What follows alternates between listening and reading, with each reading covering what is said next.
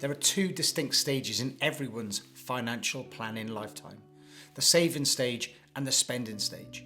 During the spending stage, there are two significant risks facing the retired investor. One risk they fear a little too much, and the other they fear too little.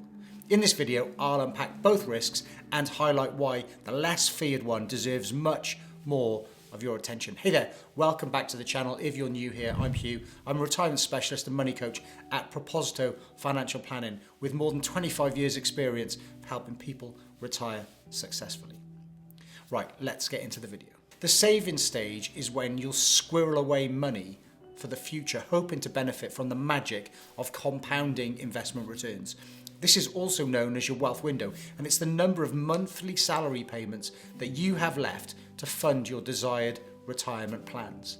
At retirement, you'll exit this saving stage and transition into the spending stage of life. From this point onwards, you'll withdraw from rather than add to your investment portfolio. Whilst any habit of frugality you've developed during your saving stage will continue to be beneficial to you, this major change in direction can prove to be a difficult adjustment.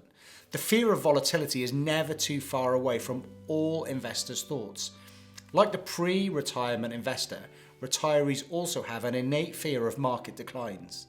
These are periods when the market prices decline, often due to an unexpected event, global crisis, or perceived worsening of economic fundamentals. The technical term this has become known by is volatility, the erratic fluctuations of market values around a typically rising baseline. In essence, the takeaway for the investor is that while the market has historically risen, it does so not in a straight line. Now, I've done a video about this here, and it's well worth a watch if you want a far more constructive and less stressful way of thinking about your investments and their volatility. Now, the fear for the retiree is that while the market is experiencing a temporary decline, they'll need to sell investment units at a lower price to fund their living expenses, which erodes their future capital. This is the opposite of pound cost averaging and is sometimes referred to as pound cost ravaging. This, all other things being equal, does have an impact on the expected lifetime of their assets. It's a factor that should be considered, but it can also be planned for. For example, many retired investors retain a lump sum in cash from which they can make income withdrawals during times of market decline. The reality is that a temporary decline happens regularly without warning. The best way to earn the full market returns is to endure these periods with patience and discipline.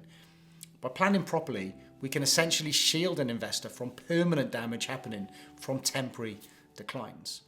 Remember that the stock market rewards the patient and punishes everyone else. Now, the second fear, the one that's almost universally underappreciated, is longevity. Over the last few decades, the average investor's life expectancy has significantly increased. A few generations ago, it was rare for a retiree to live for longer than 15 years while relying on their investment assets. Today, thanks to advancements in medical care, diets, and healthier lifestyles, a retired couple has a 1 in 3 chance of one of them living to age 95. Now, we typically run our financial forecast to age 100. Our thinking is that it's better to run out of life before you run out of money. For the average retiree, that's over 3 decades of living expenses, medical care, and unexpected emergencies that need to be funded by their pensions and investment assets. From experience, the typical retiree vastly underestimates the risk that this poses to them in their quest to remain financially independent. The investment decisions they'll need to make to provide for this period will require them to put aside other fears, such as the innate fear of market declines, to give them the best possible chance of a success in retirement.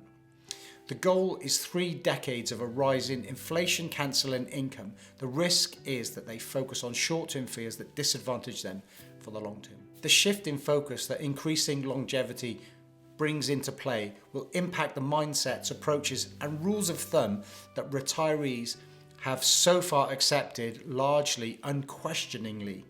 This reinforces the importance of a comprehensive retirement income plan built on evidence and rigour. Additionally, those who are still firmly in the saving stage will need to adjust their expectations for what the appropriate amount is to save for their future selves. It's a changing world and no one is safe from the need to adapt.